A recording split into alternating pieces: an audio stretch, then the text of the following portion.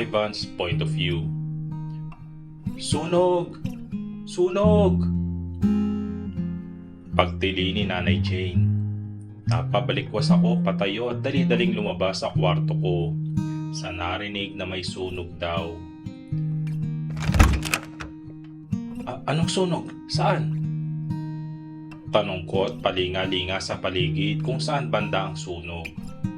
Nako iho, walang sunog.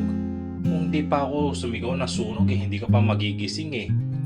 Teka, kailan ko ba makikilala ang girlfriend mo ha anak? Wala ka na atang balak eh. Sabi ni Nanay Jane. Si Nanay Jane na ang nag-alaga sa akin mula pagkabata ko. Mula nang mawala ang mga magulang ko nang napasama sila sa eroplano na nag-crash noon. Kaya mula noon, tinatawag ko na itong Nanay. Nanay talaga oh. Pag maayos na po ang lahat at wala nang problema, huwag kayong mag-alala. Papakilala ko sa inyo. Saad ko at kinusutang mata. Naku iho. O sige ba, di na ako makapaghintay at siya nga pala anak. Magbihis ka muna at baka may pumasok na iba sa pinto. Naku talaga oh. Natatawang saad ni Nanay Jane. Napatingin naman ako sa sarili ko at wala nga pala akong damit pang itaas at nakaboxer lamang ako. Nanay naman eh. Saad ko at kaagad na pumasok sa kwarto ko. Narinig ko pang patawa-tawa si Nanay Jane. Napapailing na lang ako. Pagkatapos ko magbihis ay sinipat ko na ang relo ko. At tama nga si Nanay, malilate na talaga ako sa aking trabaho. Palabas na ako ng kwarto ko nang biglang narinig ko na nag-ring ang aking cellphone.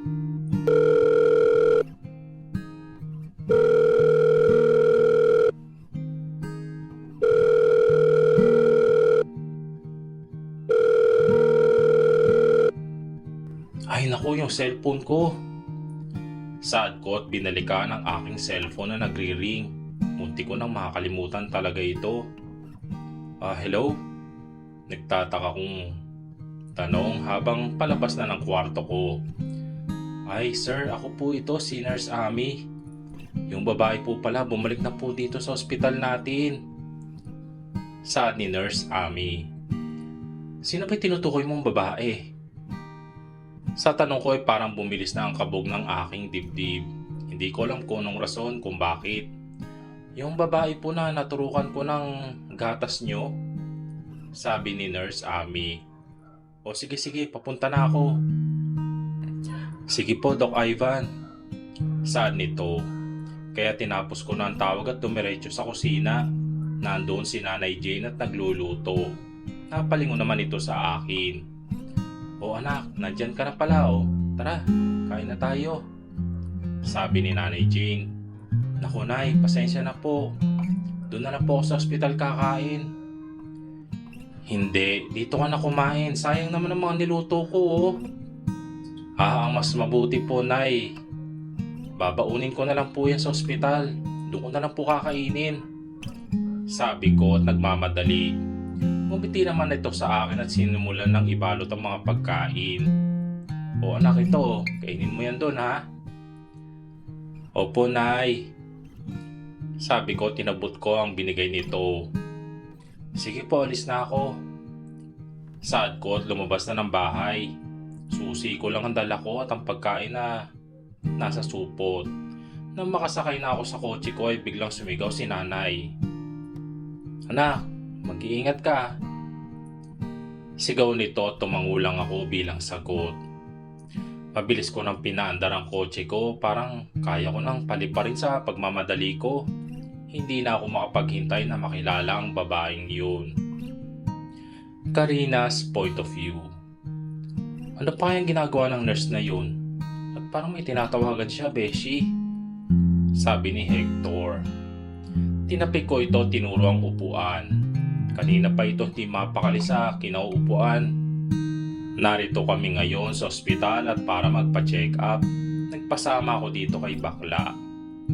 Ang mabuti pa, umupo ka na lang. Kanina ka pa nandyan na, hindi ka mapakali eh. Kaya nga, Beshi. Alam mo, nalilito talaga ako sa iyo. Ano, gusto mo pa ba talagang ipagpatuloy ang pagmomodeling mo? Eh kung ipalaglag mo na lang kaya?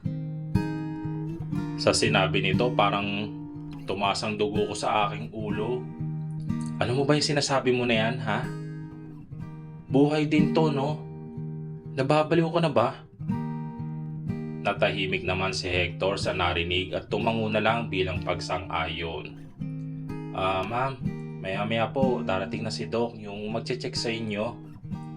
Sabay kaming napalingon sa pinanggalingan ng boses. Nang lingunin ko si Hector, nakita ko ang pagbilog ng mata nito at tiningnan ng nurse mula ulo hanggang paa.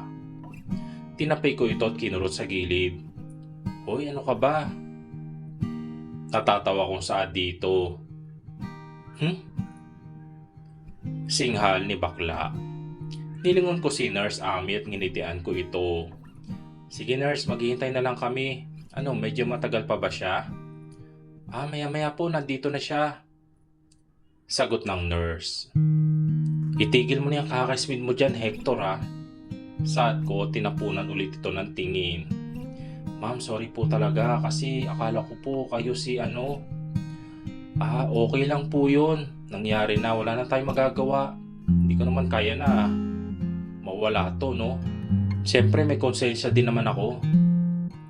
Saad ko, tiningnan ko ang aking tiyan. Nagulat pa ako at hinawakan ako ni Hector sa kamay. Beshi, kung may kailangan ka, nandito lang ako palagi para sa iyo, ha. Huwag kang mag-alala. Salamat, Hector. At saka tigilan mo na si nurse, no? Baka maging kayo na talaga, edi forever na kayo. Natatawa kong saad dito. Ew. Sabay saad ni Nurse Ami at Hector. Nag-ismiran pa ang dalawa at nag-iwas ng tingin sa isa't isa. Andito na ako. Nagulat pa kami at sabay na napatingin sa pinto. Itutuloy.